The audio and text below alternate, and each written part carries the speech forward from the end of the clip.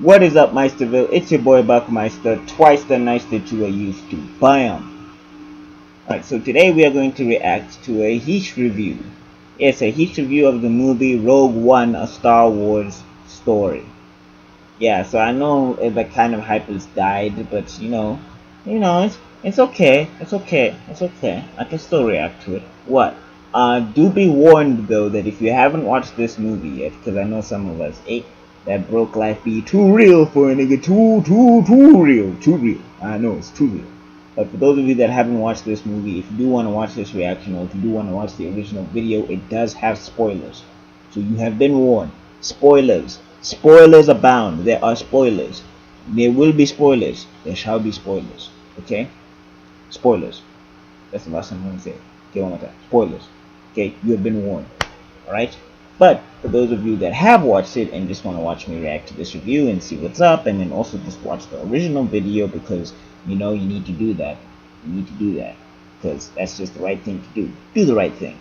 Yeah. So yeah, let's get into it. Enough of me rambling. I think I rambled too much. Let me know in the comment section if I do ramble too much, I can take some constructive criticism. But let's go. Hey everyone! Hey! We finished our last HISHE of 2016, and I've now seen Rogue One twice, so I thought it's another good time to do a HISHE I only review. saw it this so year. What do you man. say? You want to talk some Rogue One? Yeah, let's talk some Rogue One. Let's get to it. Yeah. Rogue One, they're building the Death Star. Oh, that voice always kills me. To snatch up their plans. That always kills me. Alright. Rogue One, a Star Wars story, or to everyone else, Star Wars Episode 3.9, is an epic adventure about a diverse team of rebel types from all over the galaxy who volunteer to go on a crazy mission to steal the plans of the Death Star, which you probably already knew because we've all been talking about this for a long time. Yep.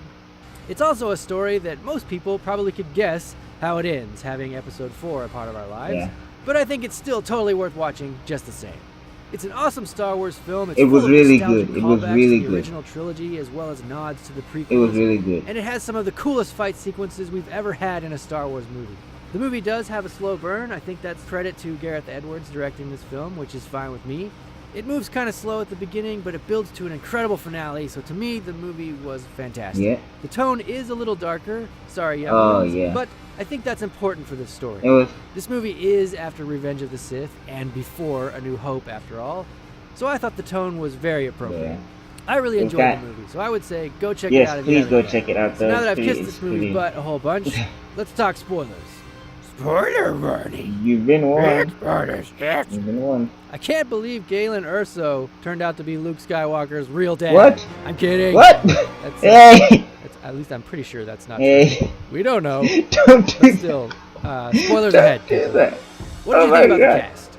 I liked them. Next question. Oh, you want details. Okay. I thought the cast was cool. I liked that it's like, they're not Jedi. They're just like you and me.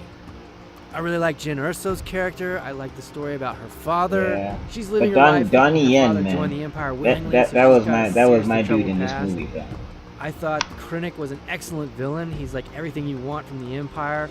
I loved K2SO as the sarcastic droid. He has so many great lines. He's like C-3PO's snarky brother that can actually fight. He's great. I didn't like Cassian so much the first time through. But after my second viewing, I was like, dude, Cassian's kind of dope. Him and Jyn need to like hook up already. Seriously, there's not much time. They need to hurry up. Another character that didn't work for me the first time was the pilot Bodhi. But again, after the second viewing, I was like, Bodhi, you're all right, man. You left the Empire. You defected. You got the nuts. You just had to put up with Forrest Whitaker's weird truth Jabba the Hutt. Who was your favorite? My favorite character is hands down Jiro, for obvious reasons. Everything he does is awesome, and I totally think we need a mini-series of him and Baze like walking around Jeddah having adventures, kung fu.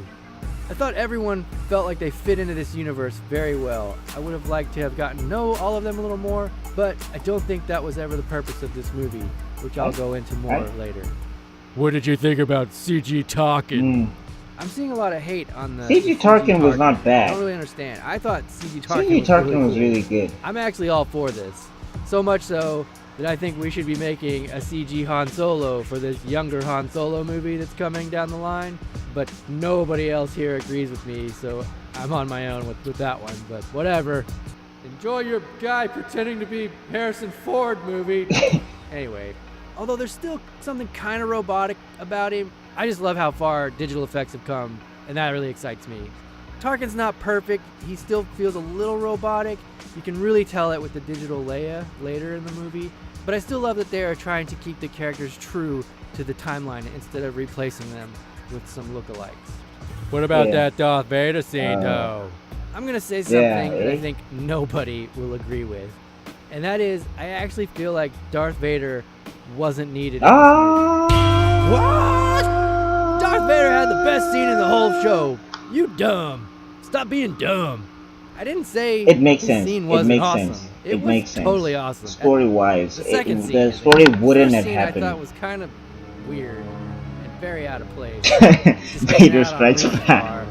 For some reason, because that's important. But he's not in the rest of the story. But then he comes out at the very end, like. I believe this saga is supposed to be about me. And then he just whoops everyone's butt, and it's incredible, and everybody's like, "Yeah!" That scene was awesome, and probably most people's favorite part of the movie. I just wish his presence was more crucial to the Empire's story of Rogue One, as the trailers led me to believe might happen, which is my other beef with this movie. What's the deal, trailers? There are a lot of shots in the trailers, or in the web featurettes that they released, that did not happen in the final movie, which means they changed a lot of stuff, or they faked some of these trailer shots. Like, what was that whole, what will you become? Why did that even matter? I thought this film was going to go in a complete different direction just from that soundbite alone. I thought the rebels were going to have to sneak onto the actual Death Star and somehow get the plans out of there without being captured, except that they are captured, you know, from like Darth Vader, and then maybe he like brainwashes them or turns them into like Winter Soldiers that turn into something later down the line, like, I don't know, the Knights of Ren. We kind of went off the rails on the predictions with this one, I think. Jyn Erso's gonna be Rey's mom, I know it. Meanwhile, Rogue One's just like, nope, we're changing all that. Jyn walking through the TIE Fighter on the catwalk, didn't happen. Krennic talking to Vader on the Death Star, didn't happen. Jyn running on the beach with the Death Star plans, didn't happen. Jyn's epic turn to the camera in the Stormtrooper suit, didn't happen. I rebel. Didn't happen. Krennic walking in the burning beach, didn't happen. The Darth Vader reflection on the Death Star, didn't happen. What was the original cut of this movie? Something led to the beach, because Jyn and Cassian somehow make their way down there at the end. So there's some pieces missing here. Either way, thanks a lot, trailers. But did you think it was the best Star Wars ever? I have been thinking really hard about what is it that I appreciated most about Rogue One. And I believe it's this. When I watched the film the first time, I thought this movie was just really slow with an awesome, great, giant Star Wars nostalgia-packed mega battle at the end, which I was okay with. But I didn't like that I couldn't see the subtext right away. When I watched the film a second time, I think I saw what that subtext is. Trust. And also maybe sacrifice, but more trust, I think. Most of the characters in this movie have an issue with trust or have serious doubts about the other. Jyn feels abandoned. Cassian doesn't believe Jin's father can be trusted. He's even told to assassinate Galen. K2SO is constantly thinking they're all gonna die and giving the odds of how this is never gonna work. Forrest Whitaker thinks the pilot is lying with Galen Erso's message. The Rebel Alliance can't seem to agree about anything. Even Krennic can't trust his own empire. Everyone is on their own, in a sense, in a galaxy that is going to hell, and nobody is willing to take that leap of faith. But two things stood out to me about Jyn's story in regards to what was the point. At the beginning, when Jyn is a child, her mother gives her the crystal and says, "Trust the Force." And later, in an unrelated scene, Cassian is upset with Jyn when he finds out that she has a weapon. He's saying, "Give it here," because he doesn't trust her, and she says, "Trust goes both ways." I feel like this is the center of the entire story, because the one character that echoes these two ideas is Cherub. I am one with the Force, and the Force is with me. I am one with the Force, and the Force is with me. I am one with the Force, and the Force is with me. Trust goes both ways. Chirrut completely trusts in the Force as well as his friend Baze. He even says, "I fear nothing," for all is as the Force wills it. When these two ideas are finally applied to the rest of the cast in the movie, the mission finally begins to succeed and the rebellion solidifies. When Jin says, "May the Force be with us," that's when it all clicks, which creates the new hope they all need to carry on. In the end, the mission cost them their lives, but the cause they're dying for was much greater.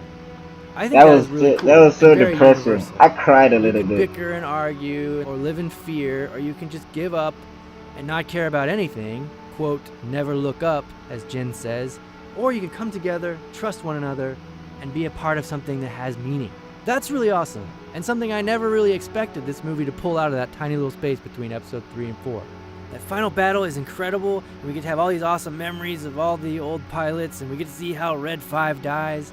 But without that story about trust, you don't get to see where A New Hope actually begins. And that's what I appreciate most about Rogue One.